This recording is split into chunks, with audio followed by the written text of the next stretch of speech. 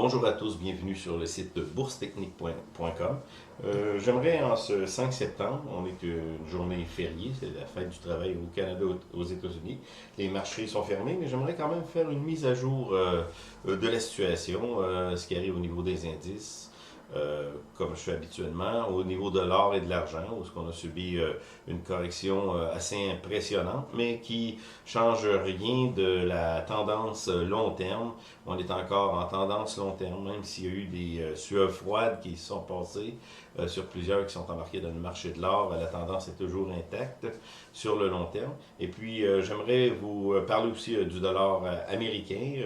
On va faire le tour là, de tous les indices. Et particulièrement, je voudrais vous montrer c'est mon système personnel de trading, mais vous donner un peu la vision de ce que peut ressembler. J'analyse toujours, je vous donne toujours les tendances long terme avec des graphiques mensuels, mais vous donner une vision d'ensemble de ce que ça peut représenter un graphique long terme et des corrections court terme dans un graphique long terme, mais on va y aller dans le détail. On va faire ça à la fin. Donc, on va débuter avec les indices. Habituellement, c'est ce qu'on fait. On va comme faire le tour de table de ce qui se passe aujourd'hui sur la planète. Excusez.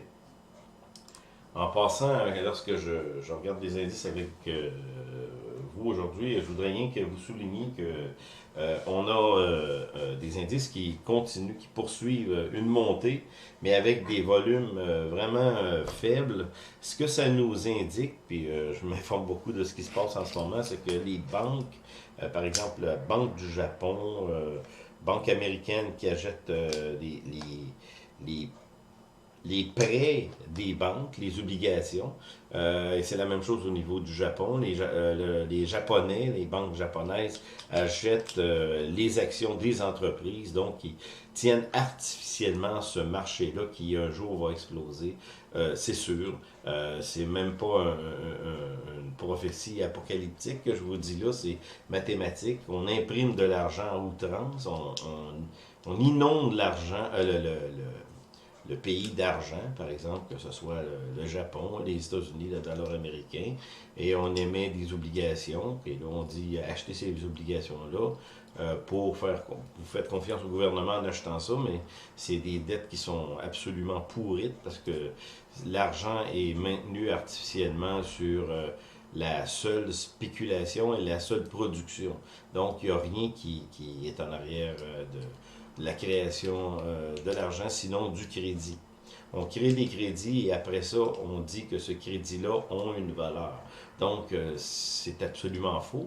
L'économie américaine se porte vraiment pas bien, même si dans les médias traditionnels, on entend un autre discours encore. Les chiffres sont là pour le montrer, pour le prouver. Donc, on est dans une économie artificielle et on pousse tellement fort qu'il y a des risques vraiment importants de grandes paniques boursières. Rothschild, là, un des hommes les plus riches du monde, sa famille a dit dernièrement que les Américains sont en train d'expérimenter des méthodes économiques qui pourraient vraiment être catastrophiques pour l'économie pendant plusieurs années. Donc, la création d'argent sur rien peut créer de l'hyperinflation. Ça veut dire qu'on peut avoir des dollars pour acheter une miche de pain. On ne sait pas ce qui peut arriver, mais ça peut être très, très, très... une situation très grave pour le peuple américain, pour tout le monde, en fait. Mais on joue avec ça. C'est la Fed qui se trouve à être au pouvoir, puis je pense qu'ils ne savent pas trop ce qu'ils font, ou ils le savent et ne sont pas conscients de la répercussion que ça pourrait avoir sur l'économie. On va débuter avec, en Europe, CAC. On est ici dans notre tendance à long terme, sur nos graphiques long terme, où on poursuit une descente encore, même si on a eu un soubresaut, il n'y a rien qui change dans notre scénario. Au niveau du DAX, la même chose. Pendant on commence à avoir de l'impulsion ici. On a de l'impulsion, mais on n'a pas, là ici sur le DAX, on ne peut pas le voir, mais on n'a pas de volume. C'est ça qui est surprenant. Est-ce que les indices européens pourraient poursuivre une montée? Oui, absolument. Le FTSE, depuis le Brexit, On a eu une cassure, mais on est parti à la hausse et c'est un peu normal parce qu'on se dit, les investisseurs se disent dans le fond, en sortant de l'Europe, on a une possibilité de repartir à neuf sur des bases solides. C'est la spéculation qui fait ça, mais encore là, sur des volumes qui ne sont pas très importants. Au niveau, excusez, indice asiatique, excusez, Hong Kong, où on a un revirement là, qu'on doit quand même constater, un virement qui est arrivé, mais là aussi, c'est absolument soufflé. Est-ce que la montée peut se poursuivre? Absolument, absolument. Il n'y a rien qui empêche la montée de se poursuivre pour un bout. Cependant, les sommets ici doivent être dépassés pour qu'on parle de tendance qui est retournée à la hausse. Je pense pas que ça va arriver.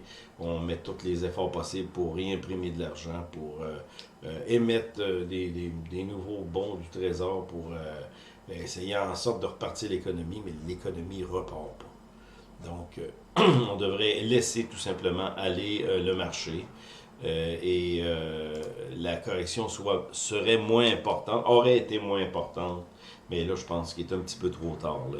Les répercussions vont être assez fortes. Ici, on a le Nikkei qui absolument est en tendance baissière, poursuit sa tendance baissière.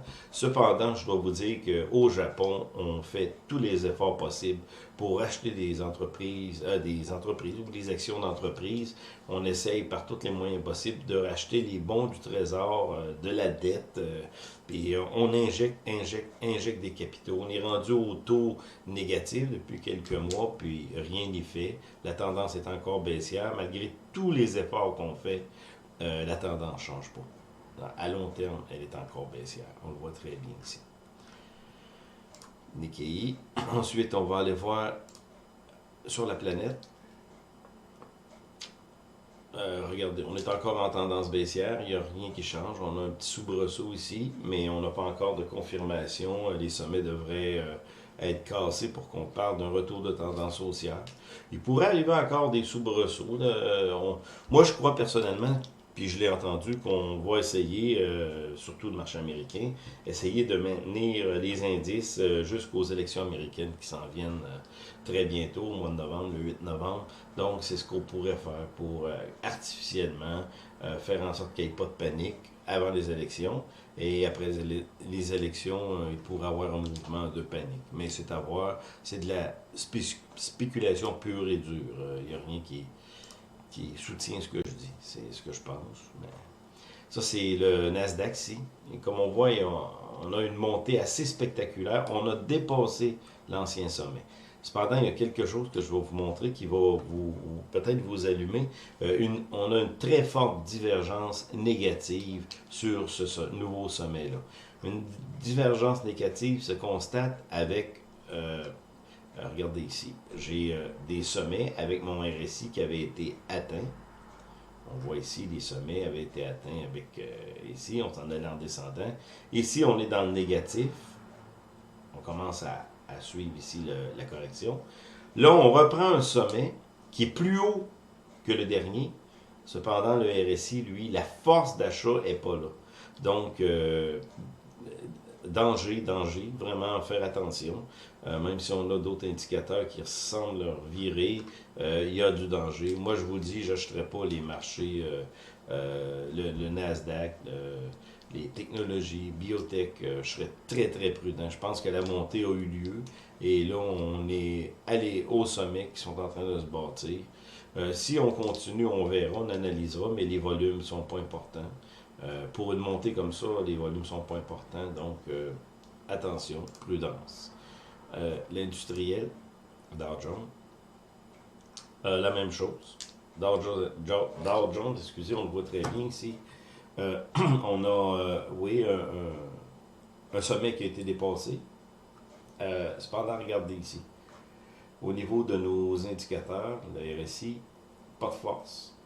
On essaye par tous les moyens de démarrer, de repartir le marché, mais la divergence ici est évidente. Et même, on peut voir que les prix du Dow Jones poursuit une course, mais les volumes sont à la baisse. Très mauvais signe. Donc, on pousse le marché à fond pour...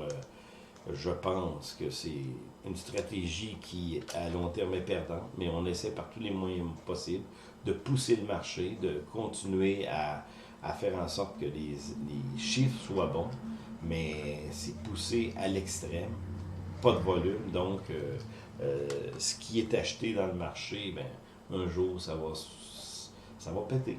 C'est ça que je me dis. Mais de toute façon, je vous dis pas d'acheter ou pas acheter. La seule chose, c'est que moi, je me tiens loin du marché parce qu'il n'y a pas de signe de force. Mais c'est pas garanti, mais c'est très dangereux. Quand on est dans une pente de ski, la seule chose qu'on peut faire, c'est descendre, c'est pas remonter. On va aller voir maintenant. Ok, j'essaie de trouver l'or. Attendez une minute. L'or et l'argent. Silver, l'argent. Oui, les derniers temps, on a connu une correction assez impressionnante qui peut vraiment nous dérouter, mais la réalité, c'est ce qu'on a connu ici. Ici, j'ai mes tendances long terme, les moyennes mobiles, les tendances long terme, qui poursuivent leur course tranquillement. Donc, ce qu'on a connu, c'est ça ici, cette chute-là, mensuelle. Là. Ça a été tout le mois de la fin d'août, mais il n'y a rien d'épeurant là. Au contraire, ça serait plutôt un point d'achat, un nouveau point d'achat pour réentrer dans le marché. C'est ça, on est encore en tendance haussière long terme. Le scénario n'a pas changé. Puis si on constate ce qu'on a vu dans le passé, des corrections comme ça, puis je vous l'avais dit dans les vidéos précédentes, on va en connaître d'autres. Il n'y a rien de surprenant là, mais il faut regarder la tendance long terme. Elle nous conduit encore vers de nouveaux sommets. Au niveau de l'or, c'est la même chose. Au niveau de l'or, regardez ce qu'on a connu comme correction, qui a fait paniquer tout le marché, surtout les minières. Ben, c'est ça ici. C'est pas quelque chose d'impressionnant. On est encore dans notre montée, il n'y a rien qui a changé comme scénario. C'est une correction baissière dans un marché haussier, une correction tout à fait normale. Je vais aller voir aussi GDX qui se trouve à représenter les mines. Après, on ira voir GLD. Ça, c'est GDX Junior. Ça revient au même, mais je vais aller voir GDX. Ça se trouve être GDX Junior, c'est pour les mines d'or, mais les juniors. Mais là, celui-là représente plus à peu près le même scénario. Ce qu'on a connu ici, c'est une correction assez sévère qui pourrait nous faire paniquer. Mais là, regardez, on a commencé septembre avec une montée. Mais long terme, on est toujours en montée. Il n'y a pas rien qui a changé dans notre scénario. On peut le constater ici. On va aller voir GLD aussi pour donner une idée. Un ETF qui représente l'or physique. Regardez, il n'y a rien qui a changé dans le scénario. On est encore en montée. On ne change pas notre stratégie.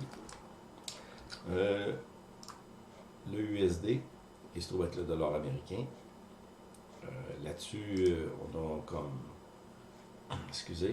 on a quand même une relation entre l'or et l'argent, parce que le dollar américain, quand le dollar américain monte, en tout cas, c'est ce qu'on a constaté les dernières années, l'or baissait, mais là, on est à la fin d'une tendance haussière au niveau du dollar américain. On le voit très très bien ici sur mon graphique long terme mensuel.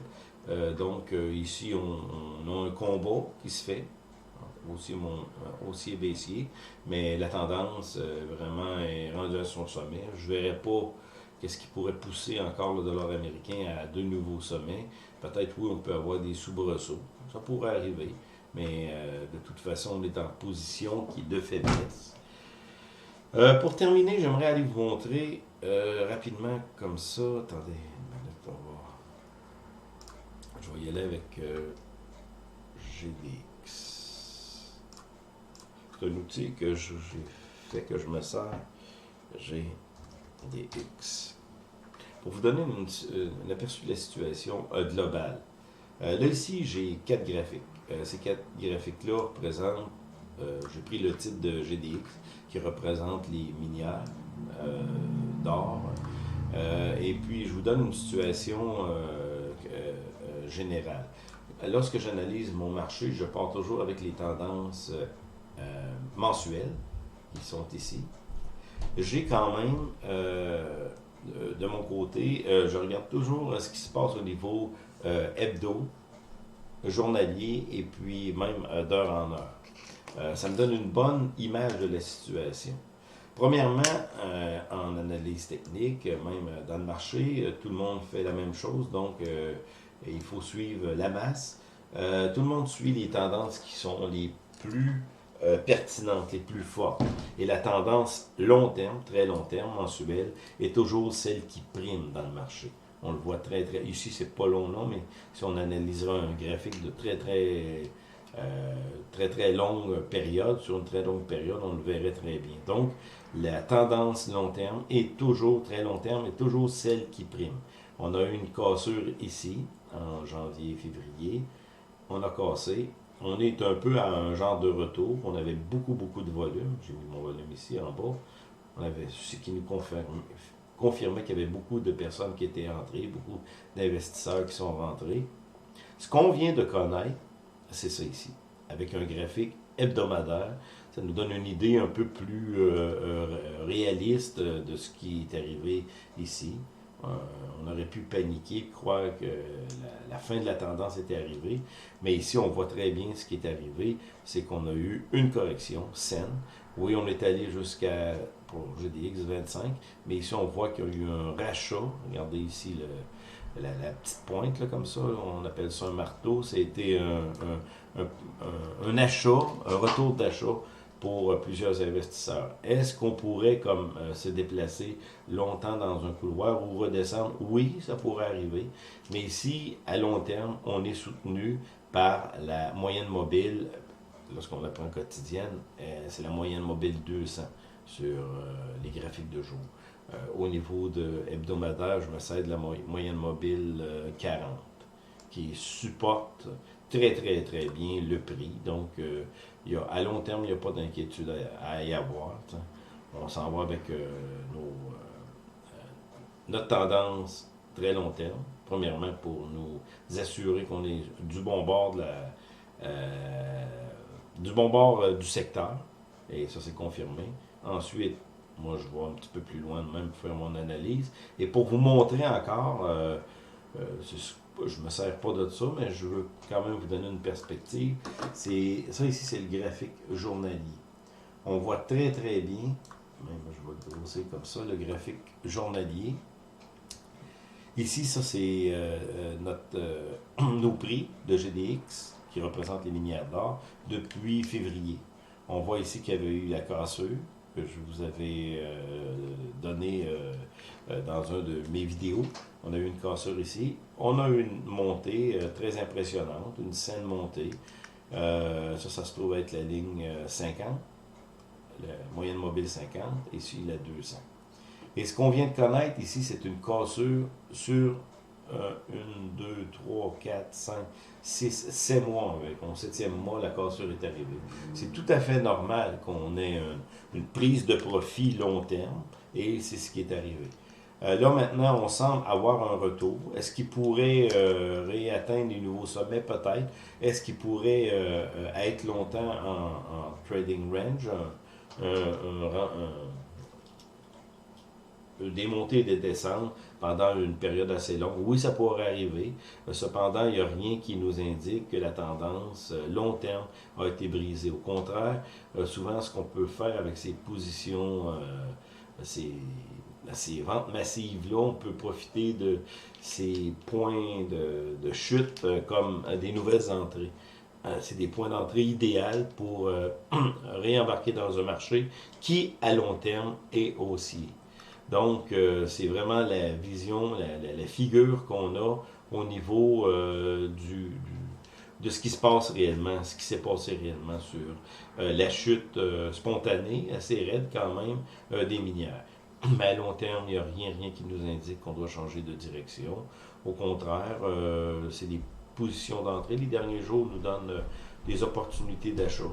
Et souvent, ce qui arrive dans des tendances très long terme comme ça, où on est positionné pour longtemps, on peut avoir des soubresauts à la baisse, puis ça repart assez raide à la hausse. C'est pas le cas encore, on ne peut pas le dire, parce qu'on voit qu'ici, on a un changement de tendance court terme, mais ici, il faudrait que je sois cassé. Ça, c'est au niveau quotidien. Il faudrait que mon RSI soit cassé ici.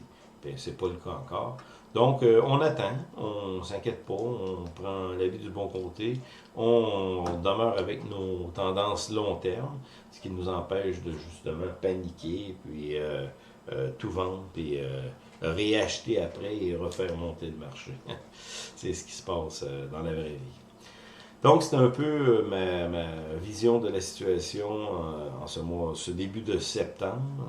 Demain, les marchés réouvrent. On va voir ce qui va arriver et on vous donnera une mise à jour régulière à partir de septembre. Cet été, on était un petit peu plus en vacances. À partir de septembre, des mises à jour régulières de la situation pour vous permettre de comprendre un peu mieux les marchés. C'était Jean-Claude Larochelle pour boursetechnique.com.